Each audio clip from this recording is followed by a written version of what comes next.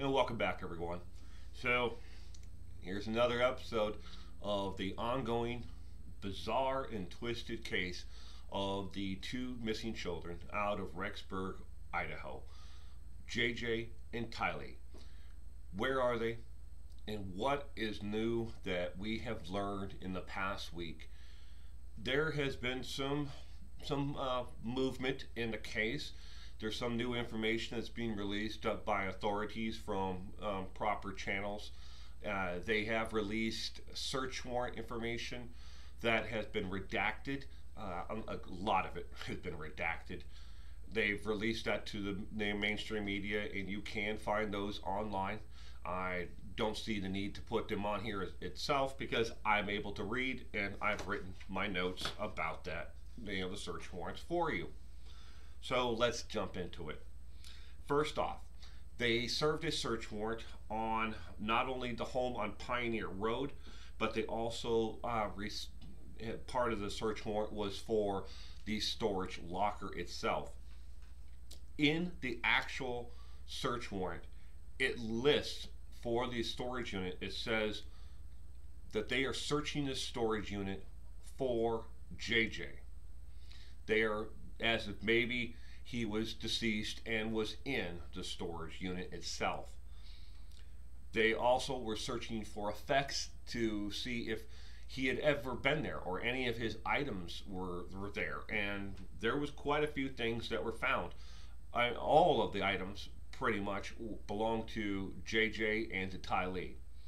These items included photo albums of both Lori's and Chad's, photos of the kids blankets, memory blankets that were made by other family members, bikes, clothing, and other personal effects that belonged to both JJ and Tylee. There were only a few items that were actually in the storage unit itself that did not belong to either of the kids, that belonged to Lori or to Chad, and they were in a box.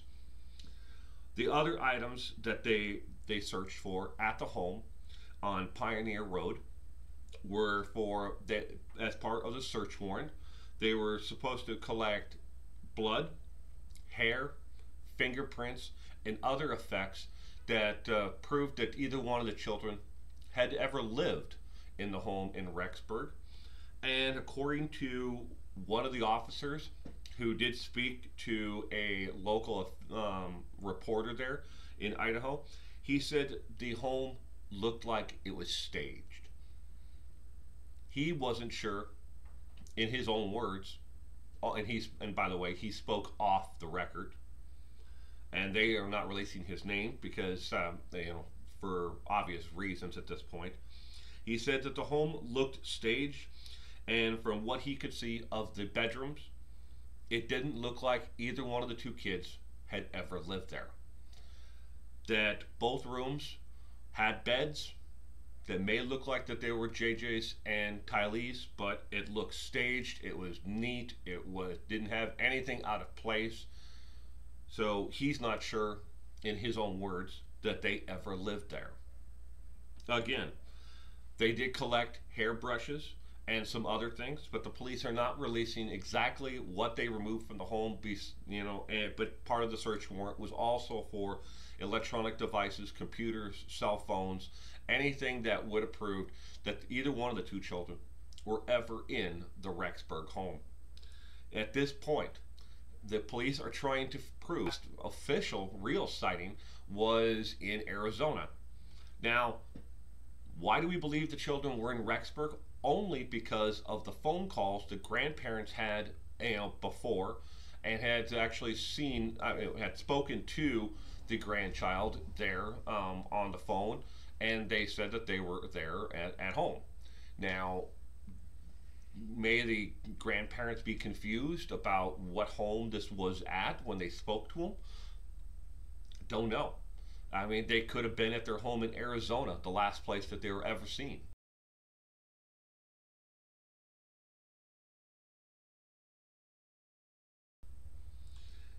As part of the other search warrant, of the search warrant that they received, this is a separate search warrant in Gilbert, Arizona.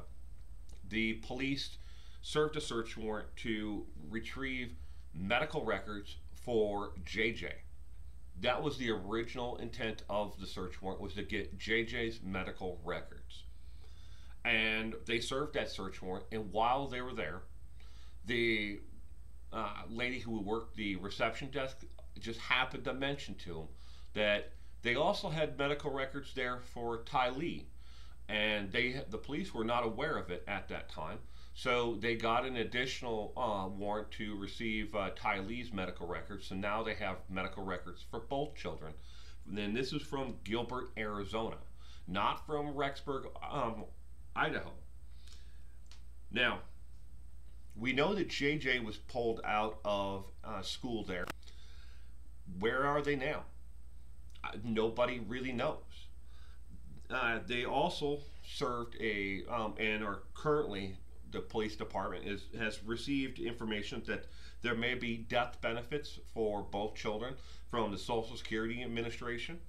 And they have requested information from the Social Security Administration. These would be death benefits that Tylee and JJ would have received for the passing of both of their biological parents, mother and father.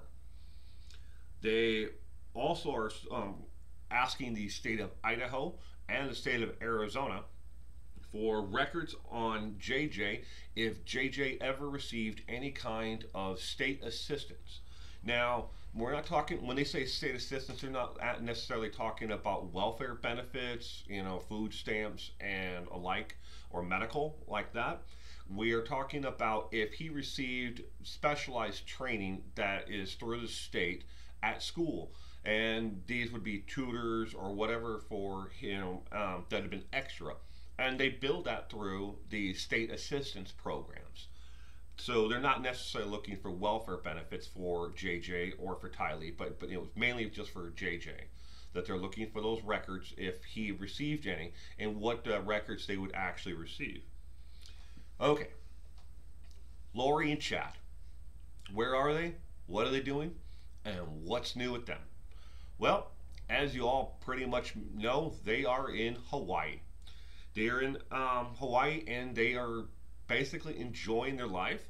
They have served a warrant, a search warrant, not a warrant for their arrest. There is absolutely no warrant yet. Still, not even a contempt of court order has been filed against either one of them at this point.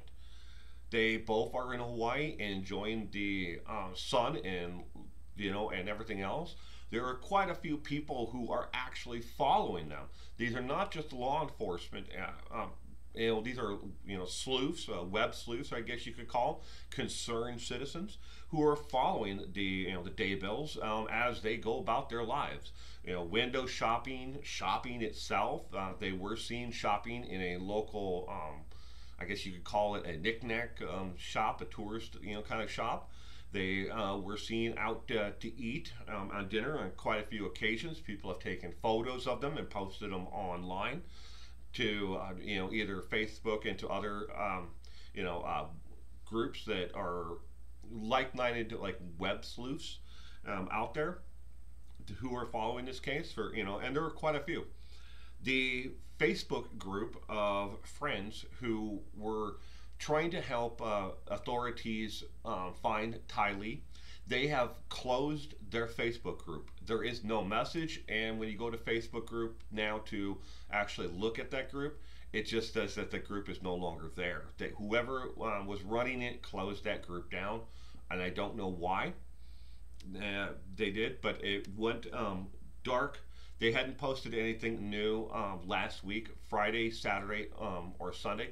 On Monday, the group disbanded, I guess, shut down by whoever was running that group.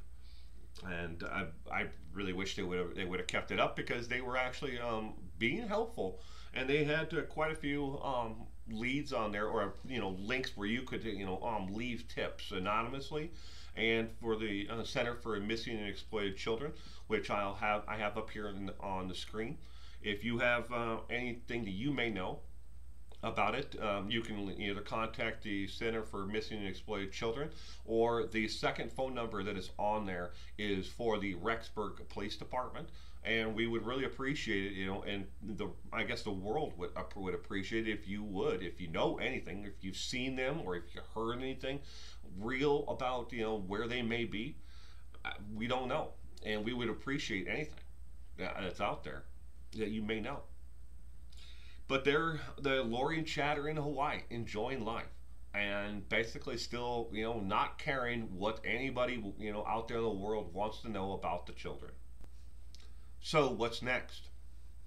Well, what's next is the grandparents have filed with the state of Idaho to receive temporary custody of the children once they are found. The grandparents are holding out all hope that they are alive and well and wherever they may be. So their attorney, along with them, have filed for temporary custody once the children are found. Now, the part is we need to find the children and we need to make sure that they're alive and well. Why any parent at this point would not want to help authorities, or at least even if they don't want the authorities in their lives, why they wouldn't just say, look, here they are, they're with friends, and this is the address, you can talk to them, you can arrange a meeting, and they're not being held against their will, they're living there, and they're alive and well. Why they wouldn't want to help at this point is beyond me. I mean, they know the entire world is, focusing on them and watching their every move. They can't leave their home in, where they're staying at in Hawaii, and go anywhere without people following. The police and a lot of, like I said, people who are concerned citizens just want to know, where are JJ and Tylee? Where are they? And why would you not want the world to know that they are fine so we can just move on to something else? But they are, refusing to at this point to have anything to do with the authorities or to help them, in any manner at all, to tell them where their children are. So that is all that is pretty much known at this point, except for the ex-wife of Chad's, who made some statement about, she was worried about Lori over 10 years ago. Those are you have to take those for what they're worth, in that she's an ex-wife. She had a very bitter divorce with Chad. They did not separate underneath any good terms at all. And at this point, kind of taking the statements of one ex over the other without the other one's input is kind of the wrong way to go. So, thank you again, and you stay safe out there. And again, if you know anything, the number's right here on the screen. Give them a call.